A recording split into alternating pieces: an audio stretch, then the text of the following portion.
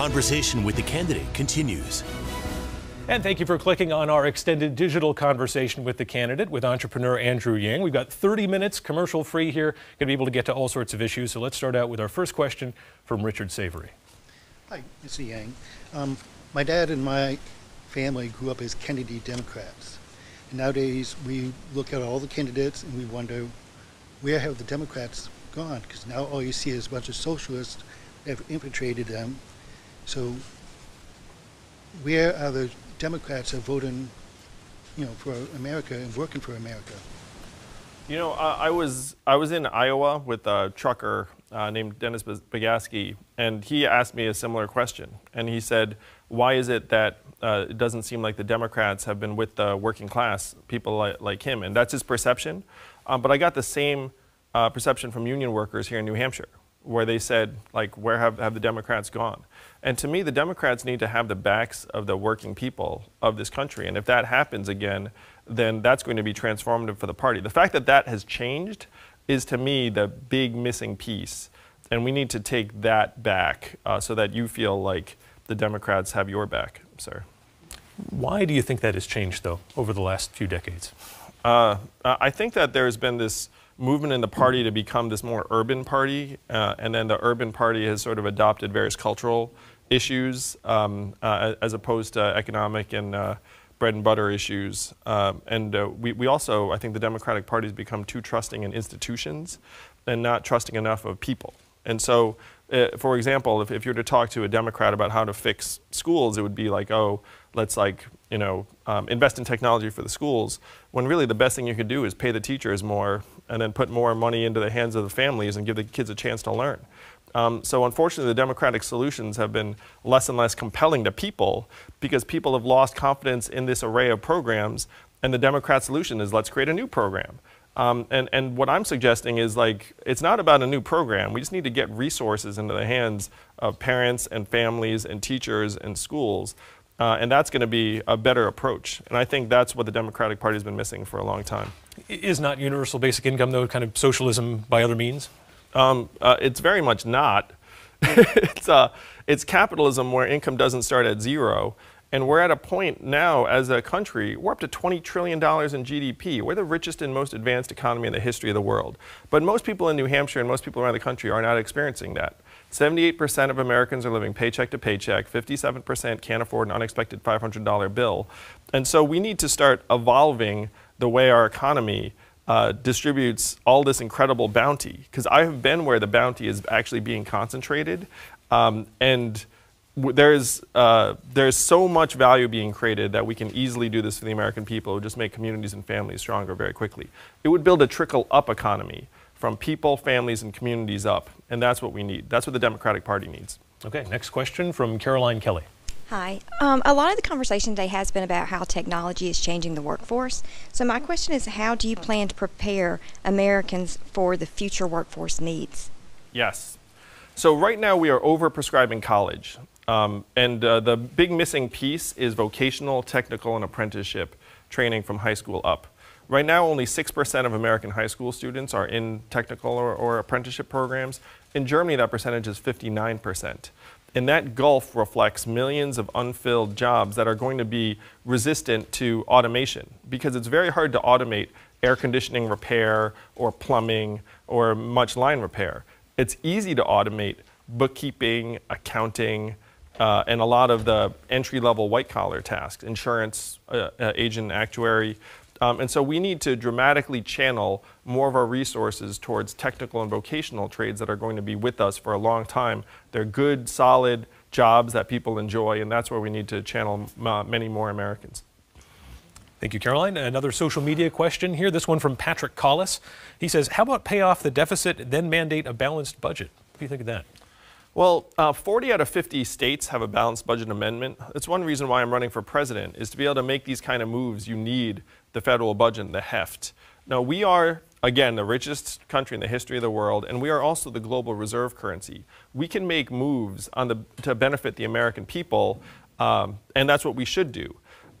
Now, running this massive deficit is not a good thing, and we should try and bring it down in various ways. But a balanced budget would be the wrong way to go for the federal government that's trying to solve problems for the American people, in my opinion. I would bring the deficit down. I'm concerned about the deficit, but a balanced budget would be a goal that would probably do more harm in the short run than good. So to bring the deficit down, what would you cut? Well, one of the things I would do is I would channel some of our military spending towards infrastructure. Because right now we're spending $750 billion that we know of on military defense, and a lot of that money is not going towards the true threats of today. The threats of the 21st century are, in some order, climate change, cybersecurity, AI, loose nuclear materials, and having more and more aircraft carriers and equipment doesn't necessarily protect us against that. The reality is right now China and Russia could probably shut down our power plants by hacking our infrastructure through various code that they've planted. So that's actually the danger of the 21st century. It's not that they're going to somehow parachute troops in or something along those lines. So we need to take the money we're spending on military defense and start channeling it towards something that would generate economic activity and also be very, very needed for years to come, because our infrastructure is falling apart. We're living on investments from decades ago. Next question in the town hall format comes from Gail Taylor. Hi. Would you support overturning Citizens United? Very much so. That was the worst decision ever. So we need to overturn it. Unfortunately, you need a constitutional amendment to overturn it the way that it's been set up, but that would very much be the goal. And then in addition to that, I'd pass those democracy dollars, which has the effect of overrunning the corporate money that Citizens United unleashed on us. But I thought that was a bad decision when it was made, and that's been proven. I think just about every voter here probably is interested in the Supreme Court and what happens in that branch of our government. If you're the President of the United States, what are you looking for in a potential Supreme Court justice nominee? Well, I will say I think that Democrats generally like to play fair and have respect for process. And what the Republicans did by sandbagging Merrick Garland in the last year of Obama's presidency, to me, was unprecedented. Like, there's nothing in the Constitution that says in the last year of our presidency you can't appoint a Supreme Court justice. And that ended up tipping the balance of the court in a very, very real way. So at this point, you have to try and undo some of what has been done. I'd be looking for a justice that has views that align with the Democratic Party in terms of moving society forward. And I think, unfortunately, that some of the justices that have been appointed recently are going to pull us the other way in terms of reproductive rights and other things. So you think it's time to take a more nakedly political approach then? You want to know what your justice believes before you put them up? I went to law school. I took constitutional law. I understand the legal backdrop of the Supreme Court. But I would appoint a justice that is aligned with the values of the people that voted me into office. And one last question on that front. Sorry to take some time for you guys. But the idea that so many of the members of the Supreme Court are from the same academic institutions and the same background. Is it time to find justices with a more varied experience or education? And again, I want to affirm that literally they're picking justices based upon their youth so they'd stick around for more years. The whole thing is so perverse. So we need to move to 18-year terms, and then every president would have 2 appointments if you had 9 justices, and that's like a steady system that we can all rely on. So in terms of institutions, sure, I think relying upon academic pedigree at this point, like if you look at our history, some of the best justices did not go to the same schools as we're pulling from right now. Okay, next question, Susan Ingram Kelly. Yes. Hello. In this time of what appears to be extremism in both parties, what would you suggest can be done to bring a spirit of compromise and civility back to the political process? So one of the things I've been saying to the American people is that we've been distracted by a lot of things, and we need to focus on solutions and ways that we can actually improve people's lives. That's one reason why the freedom dividend, giving everyone $1,000 a month, is the centerpiece of my plan, because that's very bipartisan. It's not left or right, it's forward. Everyone from Martin Luther King to Milton Friedman to Richard Nixon was for it. So then after we do this, then the big hope is that we can reverse the mindset of scarcity that has overtaken our communities. One reason we're so polarized is that Americans are not doing well. If you can't pay your bills, it's much easier to become negative about other types of people. So if we get the economic boot off of people's throats and reverse this mindset of scarcity, which has overtaken our country, and replace it with a mindset of abundance and optimism and generosity, then hopefully we can bring the American people together around policies that we can all agree on. Thank you, Susan. And I'm curious, too, what do you do when you get that blast of negativity on social media? So you tweet something about policy, and then whether it's bots or real people coming at you, how do you deal with that wave of negativity? Well, in my case, any negativity is a good thing, just because it means that people are digging into the proposals that I have for the economy and the American people. And I'm the sort, I don't know if you can tell, but I'm not the sort that expects everyone to agree with me. You know, like if people come to me with quality arguments and facts, I'm very, very open to considering them. Now, if they're just spouting things that are not factual and it just seems like, you know, hostility for the sake of hostility, then it's very easy just to put aside and ignore anyway. I'm going to do another. But I will say, I have to say, like, I'm not getting much hostility at all. Like, the love outweighs the hostility is something like 100 to 1. If you go in my social media following, you'll see what I mean. But again, we've raised $500,000 from everyday Americans in the last, 2 weeks. So there's a lot of enthusiasm for this vision of the economy. And the negativity, frankly, I haven't seen much of it. We're going to do another social media question here. And I've been on Fox 4 times. 5. I can't even keep track. Kat McAfee asks, should the government require the NCAA to pay athletes?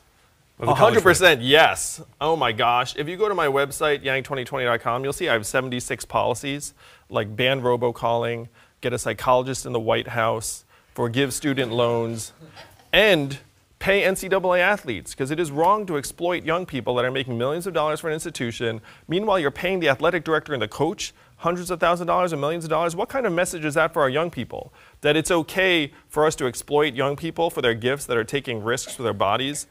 So NCAA should 100% pay revenue-generating athletes. At a minimum, they should be able to sign memorabilia and get their fair share of merchandise and their likeness and everything else. So the revenue-generating athletes, not necessarily if I'm on the club soccer team or something like that. Were you on the club soccer team? I'm just wondering. Yeah, it'd be revenue-generating athletes because if you're playing in like a giant sold-out arena and then people are paying lots of money and then the school's making tons of money, it doesn't make sense for the students just to be like scraping by. And that would be on top of the UBI as well. Yeah, it would. Because if you're getting this universal basic income and if you have children, it's like, why is school so expensive now? Like why are you looking up being like, how the heck did that happen? So I'm going to try and bring those costs down by tying the cost ratio to federal loan access, but also putting $1,000 a month into your hands and the hands of your children will make a huge difference for paying for school. So if someone shows up to college, they'd be getting this universal basic income. Most of that would be going to tuition, but certainly if they're a revenue-generating athlete, they should be getting compensated. Okay, let's migrate back to the middle here. We somehow ended up in the corner. I'm cornering Adam. Let's go to Clara Monier for a question. Yes. I'll move closer to you. Okay. Good morning, Mr. Wang. Thank you for bringing your interesting proposals to us here in New Hampshire. I am interested in what your proposals are for the Social Security system. It has been predicted to be minus 25% in 2035, and if some changes are made now, maybe the crisis could be averted, and listening to your ideas would be very interesting. Yes. So Social Security is scheduled to go bankrupt in a number of years, but the truth is Social Security's bankruptcy is essentially an accounting fiction. It's because the way they set it up is that you put money aside and then you get back your money. But the truth is the money you've been putting in has been going to other things and then new money is going to come in. And the way Social Security gets financed through your work, if you were a mother and didn't build up a work history, then your Social Security benefits are lower. And so that's like part of the way the system is set up. So I would dramatically strengthen and revamp the Social Security system. You would have no fear of it going bankrupt ever again, because we have to decide what kind of country we're going to be. We all know millions of Americans don't have adequate retirement savings, and we are now heading into an era where we're going to see elderly Americans working at convenience stores until the day they die and dying on the streets, or we're going to get our acts together and say we're a moral country, and if you are a citizen of this country and you're past a certain age, you should be getting enough so you can live in a dignified and quality retirement. And again, $1,000 a month would go a very long way for Americans the entire way up. But Social Security, the entire bankruptcy of Social Security is something that we can just come together and change if we decide to do so. Thank you. Clara, thank I you. have parents too. Put it that way, I have parents too. My parents are still alive, thank goodness. And so, you know, like having elderly Americans struggling to that degree is immoral. Your website has probably more policy positions than most. Let's put it that way, to be fair. I think what, 75 to 100 or something? So. Yes, and there are some new ones coming. Oh, wow. One of the interesting ones that caught my eye was this idea of doing something about malls that have become defunct. Yes. Can you explain what you'd like to do with America's many emptying malls? Yes. So 30% of American malls are scheduled to close in the next 5 years. How many of you have been at a ghost mall or a mall that's emptying out? And it's freaky, right? It's scary. Like, you don't want to be there. It seems like a crime zone. And when those things go empty, they spread blight for miles around and depress property values. So as these malls close, it behooves us to try and find a creative use for them if we can. And it's happened in some parts of the country where they're getting used as churches, as community spaces, as offices, sometimes as residential. They're poorly designed for some of these things, but you can make moves in this direction. And so as president, I will pass the American Mall Act that will match funds so that if a community has a creative use for that mall, then they'll get backing from the government to help make that transition. Because if you can revive that mall, it's a huge value savings for that community. If that mall goes dark, then the blight will spread. And we have to be honest that this is happening to almost a third of American malls in the next 5 years. Because of what? Amazon, that's right. The cardboard box industry is doing very well, though.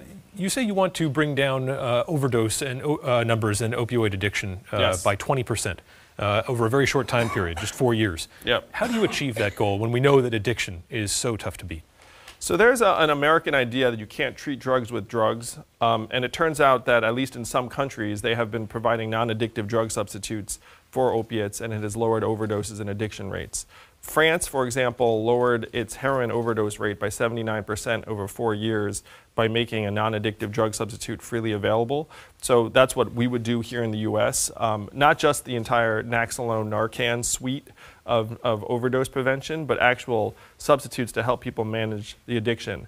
Now, because there is no right way to get off of drugs, like we have to make every tool available to people, and we certainly shouldn't leave anything off the table, including non-addictive drug substitutes. And one other thing that's on the website, and you mentioned that in here, is you want to have a psychologist in the White House. What role does this person play? Obviously, there's a pretty clear one medically, but in terms of how the president would make decisions. Well, so my president's a psychology professor, and I'm sorry, my brother is a psychology professor. My president is very much not. My president's sort of the opposite, unfortunately. So my older brother's a psychology professor at NYU. And we know that people in government are under a lot of stress, making very important decisions, and mental health is going to be sort of the last thing on people's minds. So if you get a mental health resource into the White House, one, it destigmatizes mental health issues around the country, because we all have struggles, we'd all benefit from having some sorts of resources. But two, in real terms, the chief of staff with a mental health resource, if they notice someone is stressed out and struggling, they can say, hey, you should probably see that person. And then the person will be like, I don't need to see that person. And it'll be like, well, turns out, like, you know, we all have to see that person periodically. And so then if the psychologist then says, like, look, this particular person is struggling in a particular way, then you can start trying to make moves. Because one of the things that you can't have is you can't have this sort of Superman, Superwoman culture where, like, everyone, like, pretends to be superhuman. And then you wind up with real problems and mistakes being made and decisions being made that shouldn't have been made. And certainly we see the president these days aging in office quite a bit, from George W. Bush to President Obama. And although President Trump has done a pretty good job of upkeep, I guess. That's because his hair's not real. Oh. Let's talk about gun violence. What are your plans to reduce gun violence in this country? I mean, it's a complicated problem. So I think that guns should be treated similarly to automobiles, that we have testing and licensing for automobiles because they can kill people. Firearms can also kill people, so we should take their ownership very, very seriously. That said, there are 300 million firearms in this country owned by citizens, and there's no realistic way that you can reduce that number dramatically in a short period of time. So a lot of the investment that we should make is around things like mental health resources and things to keep people stronger, particularly in the school environment. Because many, many schools, there's a troubled boy, and everyone kind of knows the boy is troubled, but then no one wants to raise the alarm about it. So again, my brother's a psychologist, and he knows that if you have adequate resources, then you can hopefully preempt some of these situations before they become dangerous. So what do you do, though, if you're working around the Second Amendment? And this is getting down to a lower level than perhaps the president is responsible for, but what do you do about that troubled boy? Well, the hope is that if people feel comfortable that there's a resource there and that we listen to our children in that case, where the children says, hey, it seems like that boy is struggling. First, we need to create a culture that acknowledges struggle. It can't be that if someone says, like, look, you're struggling, that's somehow stigmatized and marks you in a negative way. And then second, that you have real resources at work to try and intervene and improve and support that young person, generally a young boy, because we know that young boys are much more likely to inflict gun violence on their peers than others. Let's jump back into the tech conversation. What do you think about net neutrality, and why should that issue matter to people who don't know what it is? Yes. So the simplest way to think about net neutrality is, should big companies pay to have better internet access than others? If you think that's a bad idea, then you're for net neutrality. I'm for net neutrality. I think big companies have enough advantages without paying for faster internet access for their stuff. I'm pro net neutrality. It's the least we can do. Even with net neutrality, there are massive advantages for the biggest players. In terms of the regular person, though, why should they care about this issue? Well, for the regular person, the question is whether you want a level playing field online for vendors, for people that are trying to reach you, for content providers. And so naturally, if you were getting better speeds from certain providers, then you would start using them more, and it would consolidate more power in the hands of the largest companies. Another social media question coming in, this one from Andy. So this is a little pointed. He says, so I get $1,000 a month for busting my butt at work, and somebody else gets $1,000 a month for not working. Am I understanding this correctly? Well, if you're busting your butt at work, presumably they're paying you for that. So you're getting $1,000 a month for being a citizen of the richest, most advanced country in the history of the world, and whatever your employer is paying you. So the incentives are perfectly aligned because you keep every dollar. And then the person who's not working is getting $1,000 a month, but then they're looking at you coming home from work and saying, wow, like, you can do more, maybe I should get myself a job. So the biggest misconception about the freedom dividend is that it's somehow going to mitigate work. It's not. It's going to create tens of thousands of new jobs right here in New Hampshire and millions around the country. Because you know, if you were getting an extra $12,000 a year, how much of that's going to be spent right here in your community? Most of it. Like tutoring, food for your kids, car repairs you've been putting off, the occasional night out. It stays here in New Hampshire. Some of it goes up to Jeff Bezos and the gang, a little bit. You know, you'll do some Amazoning. But most of it stays right here. And that's going to be true for that gentleman's community as well. He's going to get the money from his job and the money from the dividend. We should point out that you already are conducting your experiment here in New Hampshire. You have a family in Goffstown who's receiving $1,000 a month, and the way you've done that is you're actually just paying them yourself to avoid any campaign finance issues. When you do that, are you keeping track of what they do, or are you just saying, here's the $1,000, it's yours, don't... I guess I'm trying to figure out if you're trying to figure out if they're successful with that money. It's very much the latter. I'm not even sure they've spent the first $2,000 that they've gotten. And if they don't, that's great. If they spend it on something that makes their lives better, also great. So it's the Fossey family in Goffstown, New Hampshire. And I'm doing the same thing for a family in Iowa. And here's what's inspirational is that a couple in Georgia was so inspired by my campaign that they're now giving $1,000 a month to a family in South Carolina that they've never met. Because they know that that's the right thing to do. We can improve Americans' lives very, very quickly. And so I'm not checking in on the Fosseys at all. Whatever they do is going to be great. Let's take on an issue that is a hot button one here in New Hampshire. I will say I kind of know where the money's going to go. It's going to go to Janelle's college tuition bills. I mean, truth. Like, you know, you've got a kid in college. We all know how crazy expensive that is. So that's where the money is going, I'm sure. Let's talk about an issue very important in New Hampshire right now, the legalization of marijuana. We see the rest of the New England states moving in this direction. New Hampshire is still in the thick of the debate. Where do you stand on legalization and also medical marijuana? I'm for the full legalization of marijuana and removing it from the federal controlled substance list. It's better for managing pain than, for example, opiates, less dangerous. We still need to regulate it. You know, you can have something be legal and regulated, but to me, it's clear that our administration of the criminalization of it has not been equitable, and we should just legalize it fully. Let's talk a little bit about environmental policy. We haven't gotten to too much yet in this hour. How would you plan to use all of your friends in tech, all of this AI, all of these great things that are happening, even automation? How do you apply that to the problem that we have of our persistent Superfund sites here in New Hampshire that are polluting drinking water, creating health problems? Yes, I wish there was a tech solution. There might be at the margins. But we definitely need to do much, much more to police Superfund sites and generally tie corporate incentives to our air and water. So right now the problem is that these companies are making a cost-benefit analysis and they're saying, well, if it pays to pollute, then that's what I'm going to do. So we have to make it much, much more costly for them to pollute with a carbon fee and dividend system, and then channel those resources towards making it harder and harder for companies to cut corners. On climate change, how do you plan to solve the problem in America while still allow the developing the world to develop and making sure that they're not putting too much carbon in the atmosphere as well? So this is the harsh truth about climate change and global emissions. The United States is only 15% of global emissions. So even if we were to go really extreme and cut our emissions significantly, it might cut global emissions by 5%. The 4 warmest years in history have been the last 4 years. We are at this point on the curve towards a warming planet. And it's not like if we all of a sudden start recycling diligently that it's going to start cooling again. So this is something where technology will come into play. We need to start trying to first invest in our infrastructure to make us more resilient and sustainable. And you can see that around the country that there are floods and natural disasters that are dangerous to people in part because our infrastructure is failing.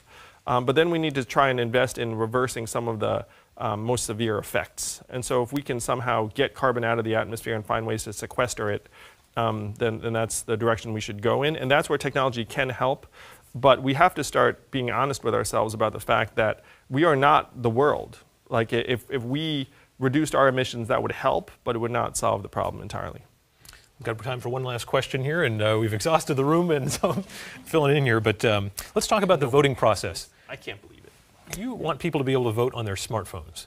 How do you prevent interference when we know that so many apps have already gained access to our phones? How do you prevent someone who wants to vote on their smartphone from having their vote interfered with? So you would not move towards smartphone voting until the technology was ready for prime time, which right now it is not. But there are technologies that are on the table using something called the blockchain that you could trust intrinsically because it's something called a public ledger, and you can't tamper with it. So everyone can see it and you can't tamper with it. And so then you could vote on your smartphone and you could enable a much more powerful democracy. Because right now, the other thing, I would make Election Day a national holiday. I mean, how is it not? So we need to empower voters in different ways. But it does not make sense as a modern society that we can bank online and we can pay our parking tickets online, but then we have to stand in line and pull levers on these machines that are not tamper-proof either. I mean, like, if you move towards a voting system that we can actually trust, that would be the win, and that's the vision. But you don't make that move until the technology is ready. I think you're going to have a very fun conversation with Bill Gardner at some point. Before we go, you went to Phillips Exeter Academy here in New Hampshire. Yes, I did. What is your fondest memory of the Granite State, having spent a formative part of your youth here? I learned to ski as a junior in high school, and I'd never skied before. And then there was like a ski trip at Exeter, and then I was like, I'm going to learn to ski. So like I got on that bus, and it was a painful day. It was a very painful day. But then I was very proud of myself that I managed to catch up to my friends and like go down the slopes by the end of the day. I just spoke at my old high school 2 weeks ago, and I have to say it was really heartwarming to be back. I still have friends here because many of my friends' parents still live here. Well, you took your bruising on the ski trail. Hopefully the campaign trail treats you a little bit more nicely. Yeah. Andrew Yang, thank you so much for participating in conversation with the candidate. Thank you so much to our wonderful studio audience and the town hall questions. We very much appreciate it. Of course, thank you to our audience for watching on WMUR.com and on our mobile app. Next week, John Delaney, the former Maryland congressman, will be our next guest on Conversation with the Candidate. But thank you for watching and have a great night. Thank you. Well done. Thank you all.